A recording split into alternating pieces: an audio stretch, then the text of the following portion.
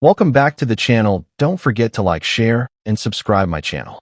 Today we are explore how to create a gradient stack timeline block using custom shapes in Photoshop. Now I open Photoshop and choose a tall canvas for a vertical layout. First I draw a rounded rectangle as the main timeline container. Then I apply a gradient from deep blue to purple for visual flow. After that I create multiple smaller blocks inside using lighter gradients.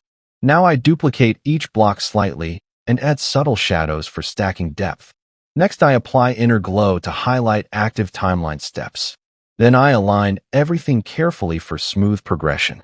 After this I refine spacing so the design breathes. Finally I zoom out and polish the timeline until it looks clean and modern.